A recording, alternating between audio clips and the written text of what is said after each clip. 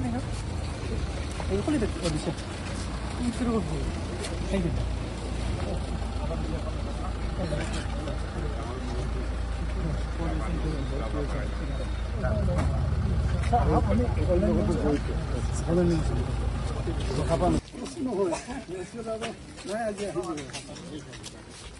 এটা হল 5 KG 12 KG 15 KG যদি 15 KG তো জাম মানে যেটা আপনার বেজাত মানে পড়ি যায়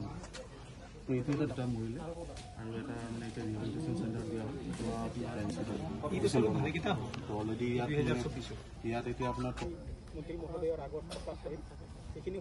আজি সোণালী বান্দৰ মই নিজে প্ৰত্যক্ষ কৰিলোঁ প্ৰায় 25-30টা সোণালী বান্দৰ মই দেখিলোঁ দেখি মই আপ্লুত হৈছোঁ আগন্তুক দিনত এই যুৱকসকলক যাতে সোণালী বান্দৰখিনিক যদি আমি বচাই ৰাখিব পাৰোঁ তাৰ কাৰণে দীৰ্ঘম্যাদী আৰু হ্ৰস্বম্যাদী আমি পৰিকল্পনা হাতত ল'ব লাগিব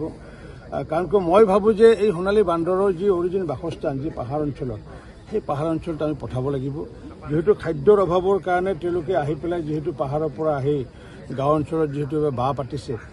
এইটো আমাৰ কাৰণে এটা শুভ লক্ষণ নহয় কাৰণ কিয়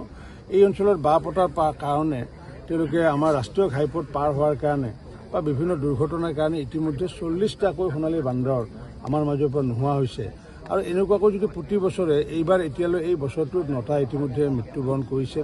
ইয়াৰ আগৰবাৰ মৃত্যুবৰণ কৰিছে 16টা তাৰ আগতে মৃত্যুবৰণ কৰিছে 6টা নে 8টা এনেকুৱাকৈ 40টা নোহোৱা হোৱা বুলি মোক বিভিন্ন ব্যক্তিয়ে মোক জনাইছে এইটো আমাৰ কাৰণে ভাল খবৰ নহয় এইটো হৃদয় বিদাৰক খবৰ গতিকে এনেকুৱাকৈ যাতে এই সোণালী বান্দৰ যাতে আমাৰ মাজৰ পৰা এটাও নোহোৱা নহয় তাৰ কাৰণে আমি প্ৰথম কাম কৰিব লাগিব দীৰ্ঘম্যাদী কাম এটা কৰিব লাগিব যে পাহাৰ অঞ্চলত আমি এই সোণালী বান্দৰে যিসমূহ খাদ্য খায় বিশেষকৈ জবা ফুল খায় অমৰা খায় বাঁহৰ আগ খায় এনেকুৱাকৈ যিবোৰ খায় তেতেলী খায় এইবোৰ আমি প্লেণ্টেশ্যন কৰিব লাগিব যাতে 3-4 বছৰ পিছত সেইসমূহ যাতে খাদ্য থকা যাতে গছ যাতে আমি ৰুব পাৰোঁ আৰু সেইটোৰ কাৰণে মই বন বিভাগৰ লগত কথা পাতিছোঁ মই যিহেতু পঞ্চায়ত গ্ৰামোন্নয়ন বিভাগৰ যিহেতু মন্ত্ৰী পঞ্চায়ত গ্ৰামোন্নয়ন বিভাগ আৰু আমাৰ ফৰেষ্ট বন বিভাগ আৰু লগতে আমাৰ পৰ্যটন বিভাগে এইটো লৈ পেলাই আমি আগন্তুক দিনত আকৌ আমি সভা পাতিম 3টা বিভাগৰ লৈ এখন উচ্চস্তৰীয় এখন সভা এখন পাতিম মোৰ যিহেতু 21 তাৰিখে যিহেতু মোৰ প্ৰথম ৰিভিউ মিটিংখন আছে যেহেতু গুৱাহাটীত হ'ব মোৰ বিভাগৰ পৰ্যটন বিভাগৰ আৰু এই ৰিভিউ মিটিঙতো মই এই বিষয়টো উত্থাপন কৰি যে উচ্চস্তৰীয় বিষয়াসকলক এই বিষয় সৰজমিন তদন্ত কৰাৰ কাৰণে এই বিষয়ে কি ব্যৱস্থা ল'ব লাগে বা তেওঁলোকে একশ্যন টেকেন লোৱাৰ কাৰণে মই তেওঁলোকক নিৰ্দেশ প্ৰদান কৰিম আৰু আমি সকলোৱে সহযোগত ইতিমধ্যে আমাৰ সাংবাদিক বন্ধুসকলে আমাৰ এই বিষয়টো ইতিমধ্যে যথেষ্ট পোহৰলৈ আনিছে আগন্তুক দিনতো যাতে আমি কাজিৰঙাৰ সাংবাদিকসকলে যেনেকুৱাকৈ বিভিন্ন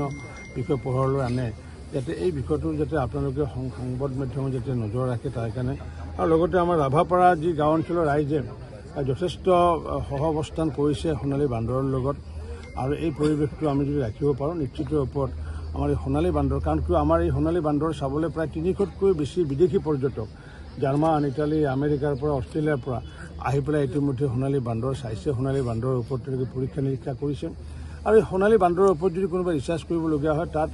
তেতিয়াহ'লে আমাৰ ইয়াতে বাসস্থান বা আৱাসস্থলীৰ প্ৰয়োজন হয় যদিও হোমষ্টে ইয়াতে আমাৰ আছে ইয়াতে যাতে আমি আগন্তুক দিনত গেষ্ট হাউচ এটা যাতে বনাব পাৰোঁ টুৰিজিম ডিপাৰ্টমেণ্টৰ পৰাই হওক বা আনটেড ফাণ্ডৰ পৰাই হওক এটা অতিথি গৃহ যাতে আমি কোনোবা বাহিৰৰ গেষ্ট আহিলে তেওঁলোকক যাতে আমি ৰাখি বিদেশী পৰ্যটক আহে আৰু তেওঁলোকে আহি সোণালী বান্দৰ নিৰীক্ষণ কৰি আমি উপস্থিত হোৱা আমাৰ লগত উপস্থিত হোৱা